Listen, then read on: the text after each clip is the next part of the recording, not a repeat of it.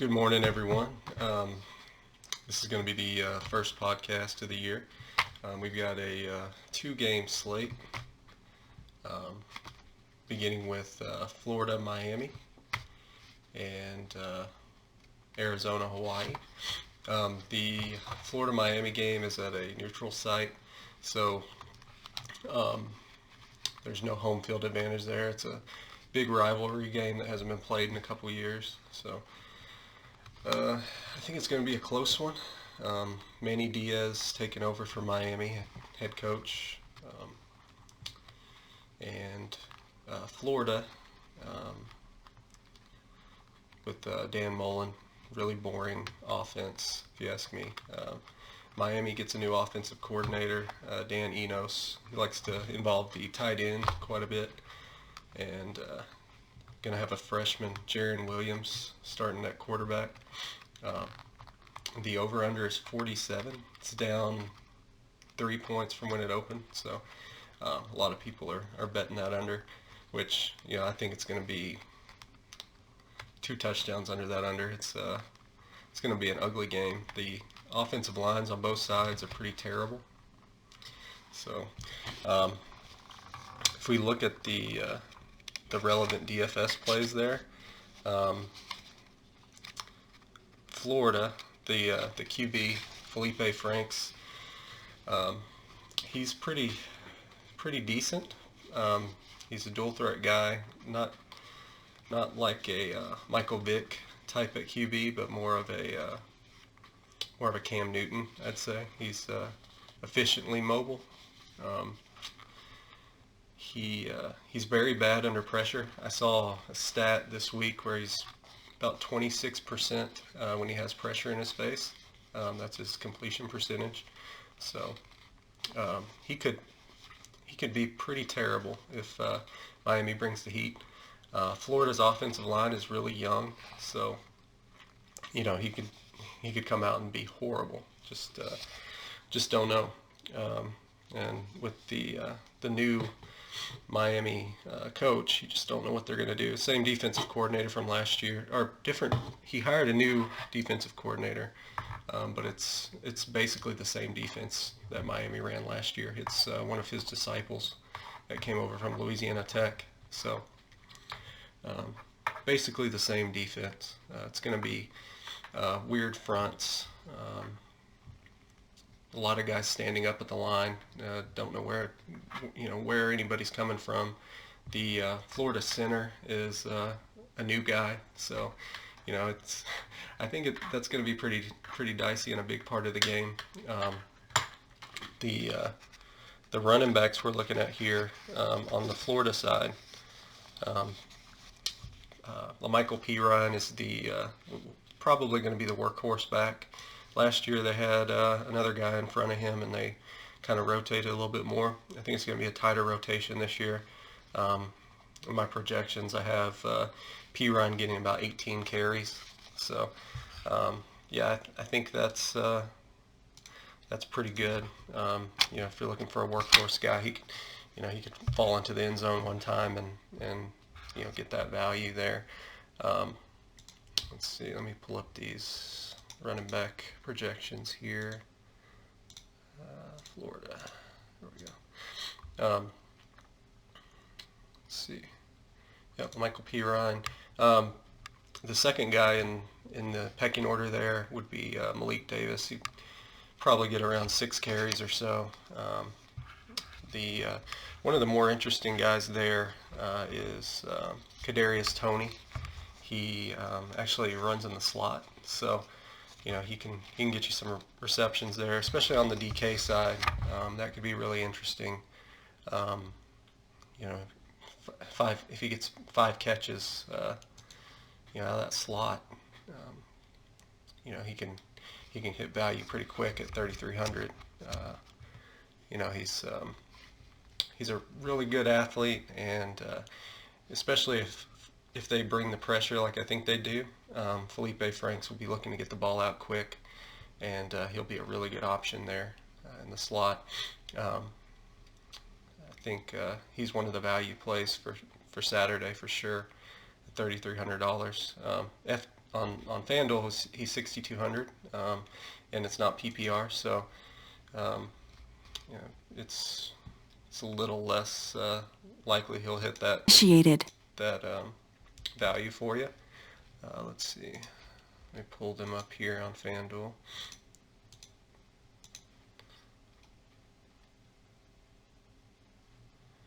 Yeah, see on FanDuel I have him at 5.3, which, you know, that's not a really great value. I don't love it. Don't love it over there as much.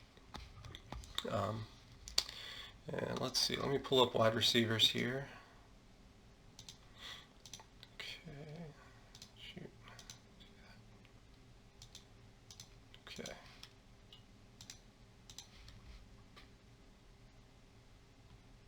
Let's back out.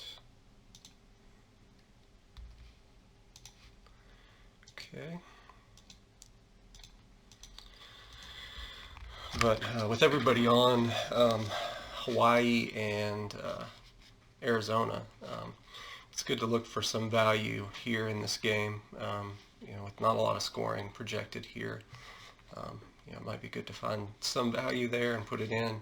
And always play the studs. That's what we always tell you. Play the studs. So let's see. All right. So receiver wise, they're going to start Van Jefferson on the outside. He's 5,100 on DK, so pretty good deal there. I have him projected for 5 catches, 72 yards, and a TD, which is about 18 DK DraftKings points there. So that's a pretty good projection there for him. He's a great player, big playmaker at wide receiver. Let's see, and then let's see, Tyree Cleveland would be the other outside guy there. He's 4,300, so another cheap guy. He can also make some plays. He's got a nose for the end zone occasionally, so he's also a good value play, 4,300. And then one of the other slot guys here that I really like is Hammond, Josh Hammond. He can play really well as well. He's a really quick player, really good athlete. He can also get some rushes as well. He's a senior. You know, he can get some points for you. Maybe fall into the end zone as well. So yeah, that would be it for Florida wide receivers. Let me pull up Miami running backs here. We'll take a look at that.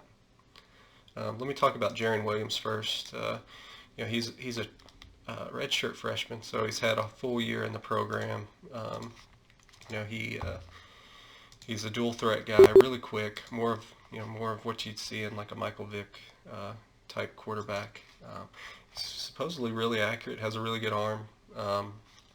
So he can do some things, but this is his first start. Gets a really good defense. You know, hopefully they'll let him use his legs a little bit. Throw to the running backs, throw to the tight ends. He has 2 really good tight ends, so you know, if he can find those guys in the flat or across the middle, that may be a good place to go. You know, I have him projected for about 40 rushing yards, about 227 through the air. I think that's mainly because he'll be behind and having to throw a little bit more. But yeah, he's a good option. Having about 1,400 or 14 DraftKings points at $6,100, so that's seems pretty good there. Running back wise, for Miami, let's see, they have DJ Dallas and Cameron Harris. DJ Dallas was part of a cluster fuck of running backs at Miami last year. They had one guy graduate, and Lingard's coming back from an injury. Supposedly he's going to play on Saturday, but we'll see. And I have DJ Dallas at 12 carries for 38 yards. Again, Miami has a pretty bad offensive line.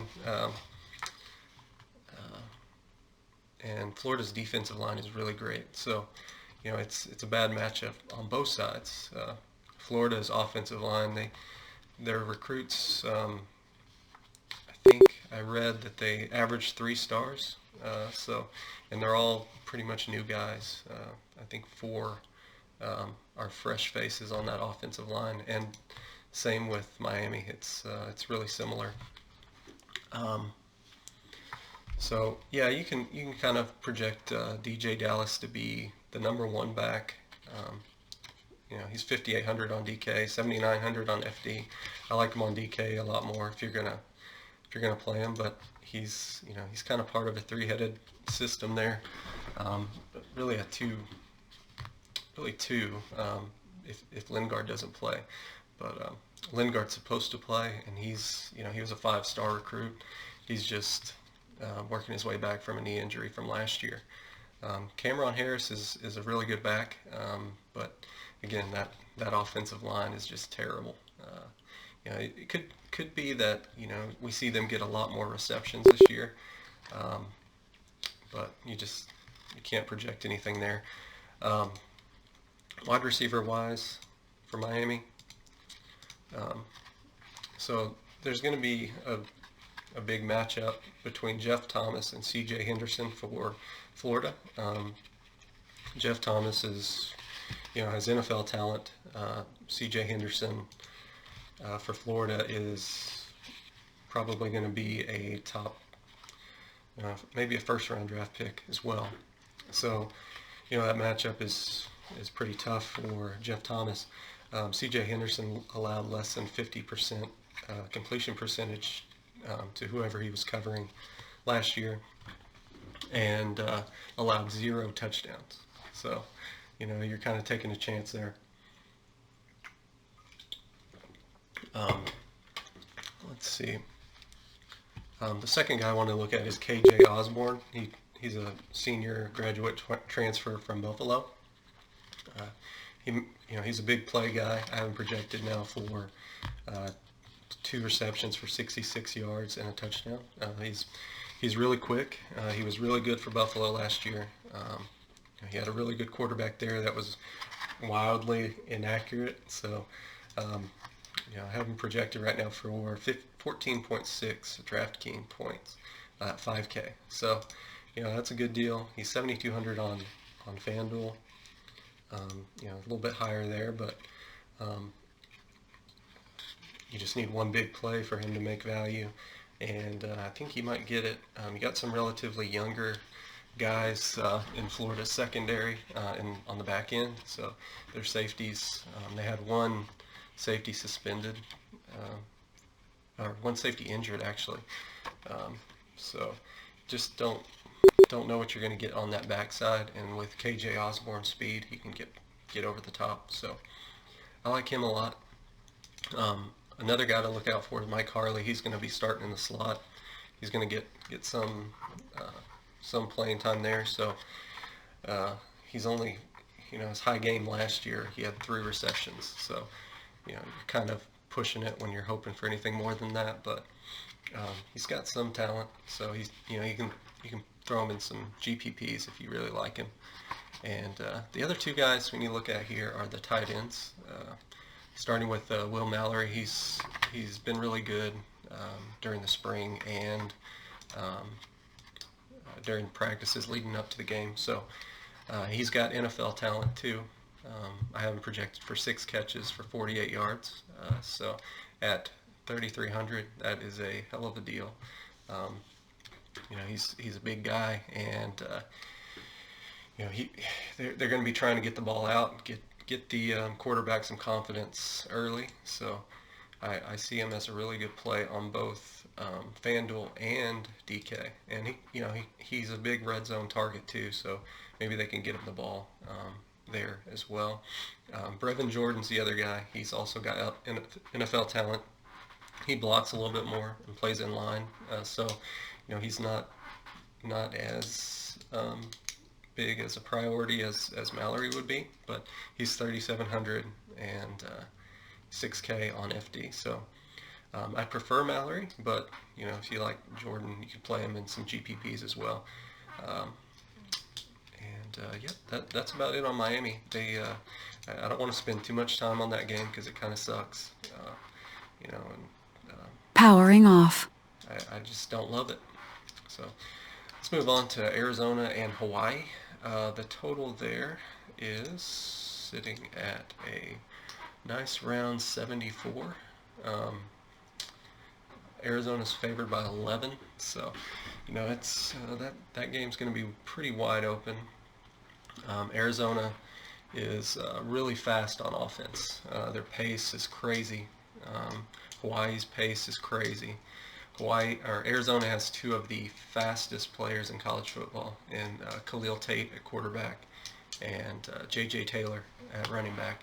He's 5'6", so he's not really an every down back, but he can catch it and go. So he's like a little water bug there. So you may want to play him. He's probably one of my favorite players to watch. He's very electric.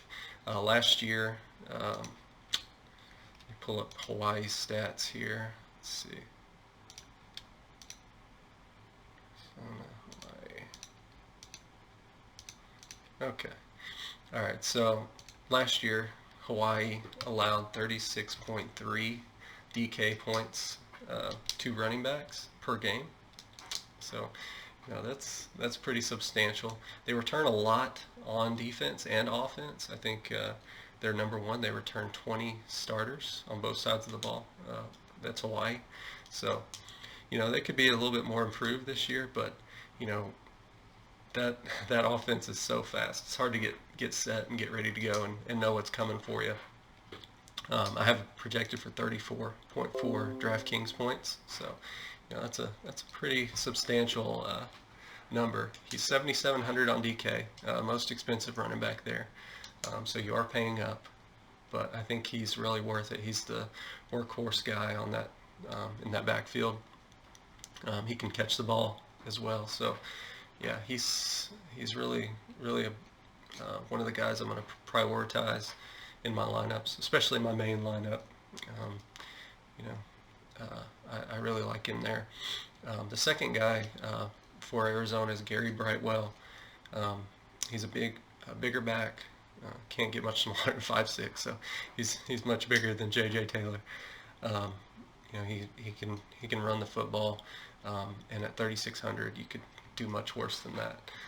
So I like him quite a bit. They have three other guys under that, and I kind of put in some numbers for them just in case it's a blowout, which I think it could be. I like Arizona a lot. Maybe they can keep that game close until the half, and then Arizona kind of runs away with it. So if that's the case, some of those backup runners may get in there and get some yards. It is in Hawaii as well, so crazy things happen there for people that watch those games that are night owls and actually get to see those. Let's go look at wide receivers here for Arizona. Let's see. Okay. Their wide receivers, they have quite a bit. Now they run a spread, so they get a lot of these guys involved. Their main guy would be Cedric Peterson. He's a senior, and he's more of a possession type of guy. So he may get 10 yards at a time, but he's a big guy, so they may throw it to him when they're near the end zone. And there's going to be a lot of touchdowns this game. So, I definitely like him, want to prioritize him as well. He's 5,900 on DK and 8,400 on FD. So I like him a little bit more on DK than FD. The big salary difference there. One of the other guys I really like is Jamarie Joyner, and I think that's how you say his name. It's if not, it's close. He's a converted quarterback and supposedly opening eyes this spring. So he is projected for 16 DK points. It's $3,100. He's going to be running in that slot. So hopefully Tate can get him the ball and he can get some TDs there. The other guy that I like, so he's going to be sharing reps with Castile. Brian Castile is going to also be in that slot, so you can look for him to get some receptions as well. Let's see, there's one other guy there. Curry, where's Curry at?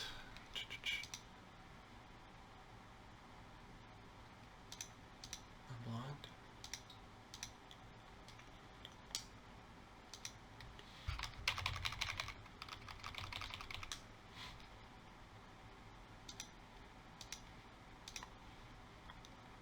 Okay.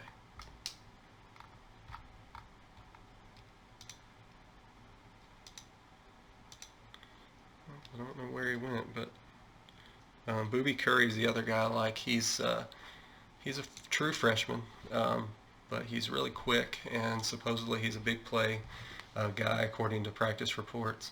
No, there he is. I don't know why I didn't pull up. But I have him projected for a touchdown as well, 17.5 DK points at 4K. So really cheap, another value guy if you need it, that you can stuff in there. I definitely love him for GPPs. I probably wouldn't use him in like a main lineup. I would more lean towards using Joyner since he's going to play quite a bit in that slot. But definitely like him for GPPs. Let's see. The other guy I like is Dixon. He's starting as well.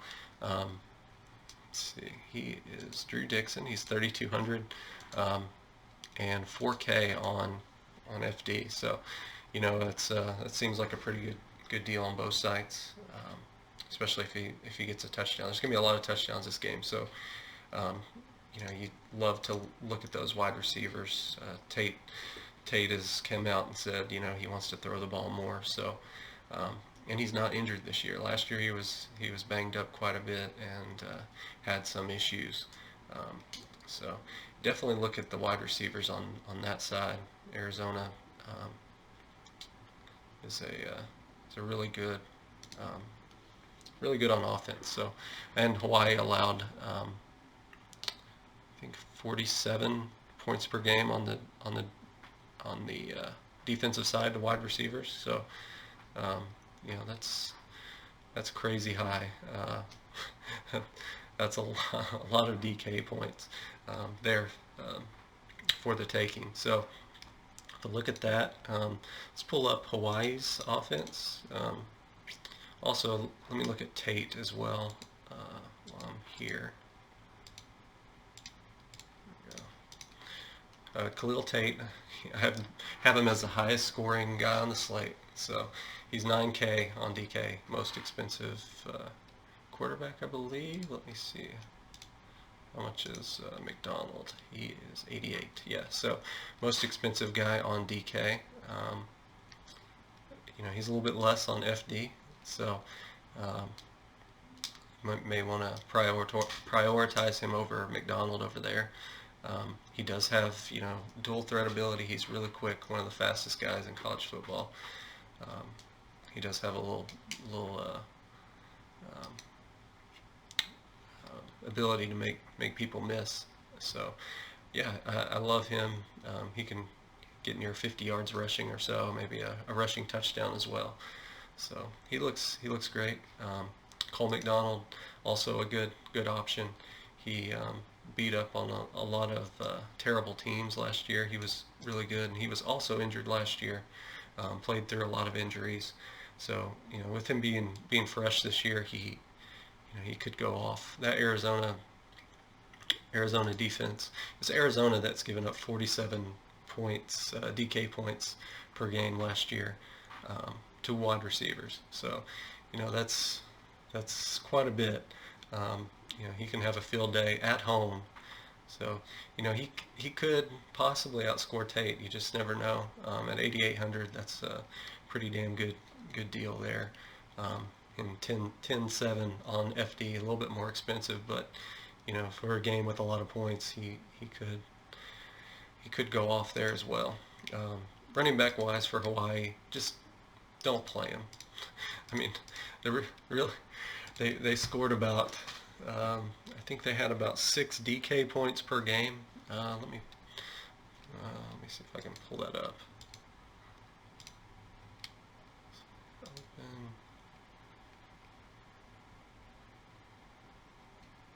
There we go.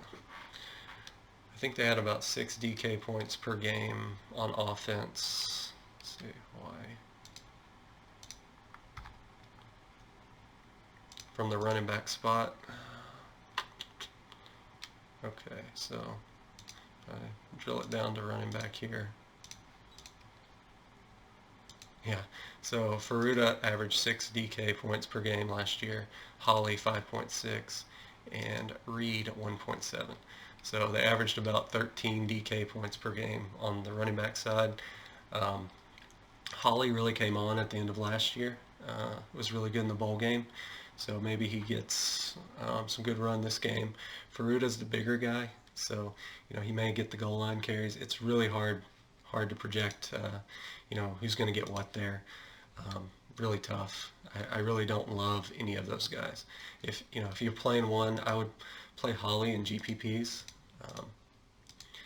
I think he's the better running back of the three, but Faruda is the captain, so sometimes the captains will get more carries just because they're the team leader. They want them out there on the field. So if you're going to go with one maybe in your cash lineup and you really need it, 4,300, I guess not horrible for a game with a lot of scoring. Wide receivers on the Hawaii side, there's a lot here. The two studs are JoJo Ward and Cedric Byrd the second. JoJo Ward is 6K on DK, so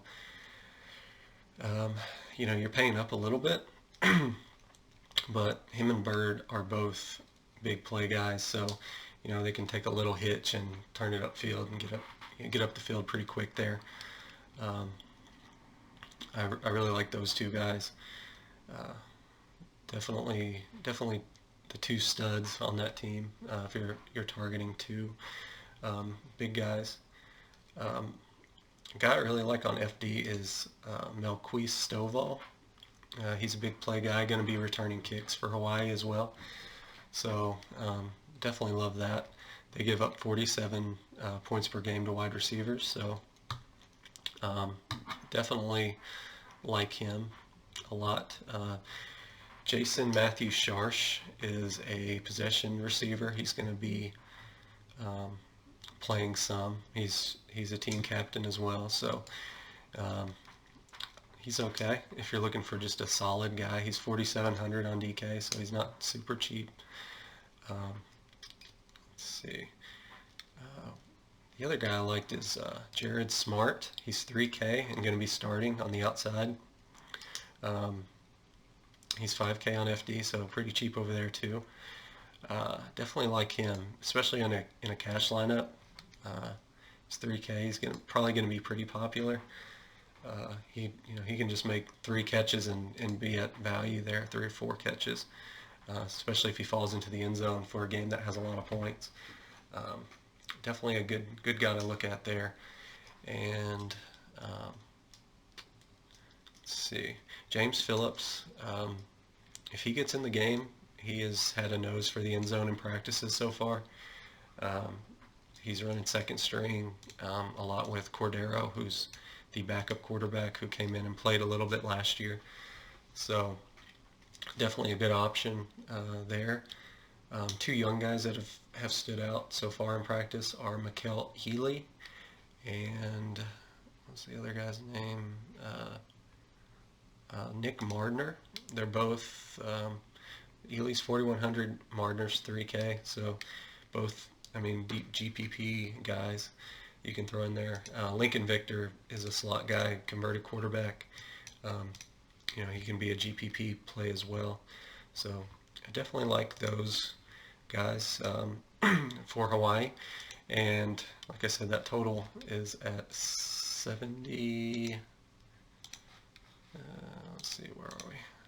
74. So, and that's going to be the game that everyone goes to. I like that a lot. As always, just stay tuned to the Discord, and we'll get you any late news that comes out there. Hopefully you enjoyed the first podcast. Just drop any questions you have in the Discord, and I'll try and get back with you as soon as I can. I'm going to try and make this into a podcast as well if you want to listen to it on the go. Hopefully that's not too much information on a 2-game slate. But yeah, just let me know if you have any questions.